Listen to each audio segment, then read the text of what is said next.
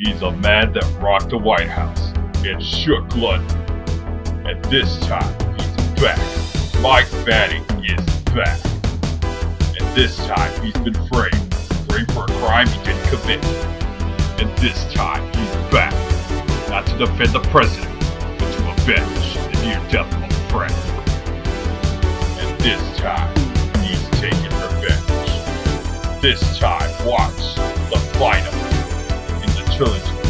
This angel has fallen. Get ready for Angel Has Fallen. And he will fight.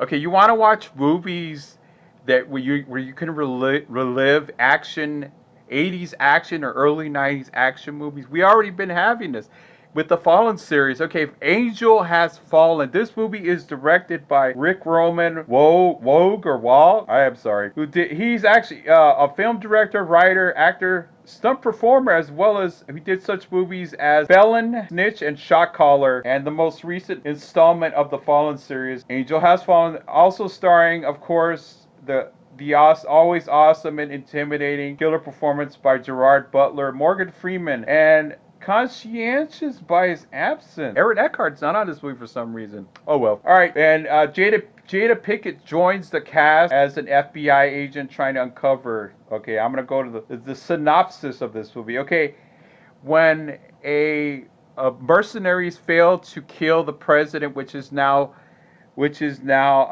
Alan Trumbull, Morgan Freeman, and they decide that they're gonna pin the murder or the attempt to kill the president to Mike Banning.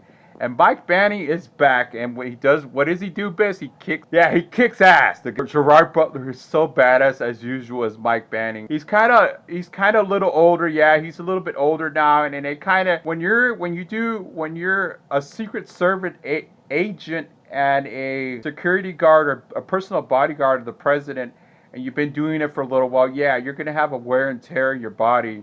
So that's the synopsis of the movie.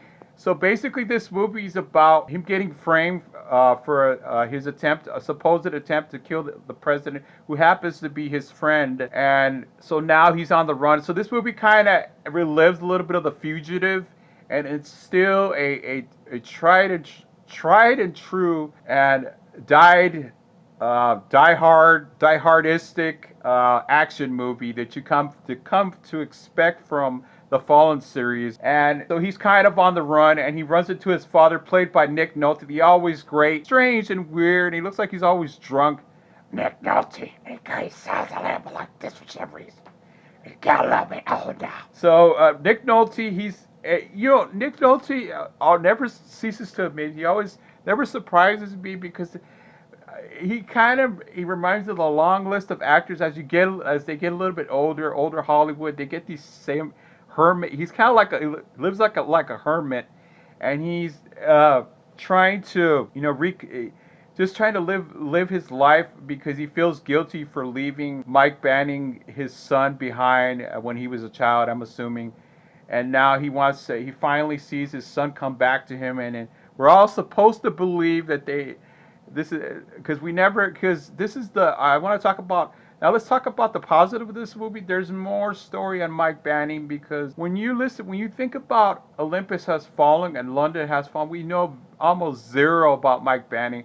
That is probably one of the biggest problems with a lot of these action movies. There's no explanation. We only know Gerard Butler because he's awesome, because he's a great actor, because he's believable as an action star, but we don't know Mike Banning. We don't know enough, but this movie kind of explores who Mike Banning is, where he came from. He has his mother died years ago, and he left. So because his dad left him when he was younger with his mom, and she ended up passing away.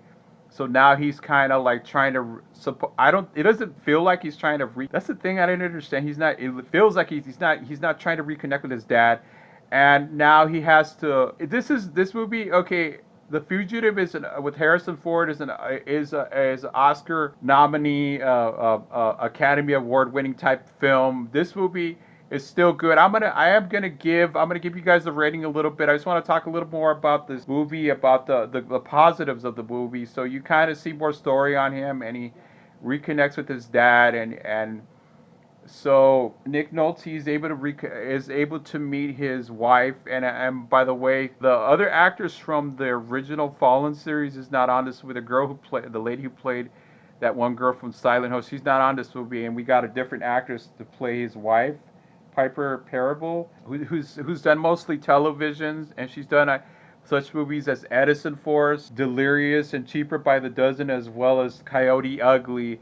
And it's a welcome addition to the Fallen series, but once again, you can't get invested because they don't tell you a whole lot about her. Just that she's his new wife, and we're all supposed to believe that, and we're all supposed to buy that. Oh well.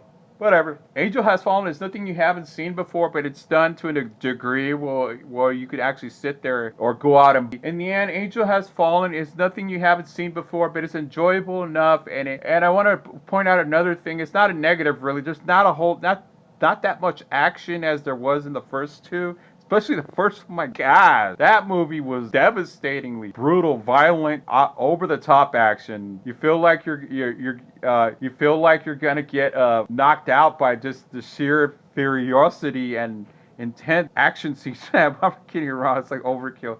I'm not saying it's like Rambo where you see a bunch of guys get sauteed with a minigun, but yeah, it's a pretty violent movie with a lot of innocent bystanders getting gunned down. So you don't really see a whole lot of that stuff. It has action. It has some decent action. To me, I'm going to say Angel Has Fallen is the lesser movie of the Fallen series, the trilogy that we now have. I don't know if there's going to be enough, if there was enough money made by this movie to actually bring it back. So, okay, I'm going to give Angel Has Fallen, oh my, you're getting a not bad rating. Because they kind of got it. They're not quite there, but they got it.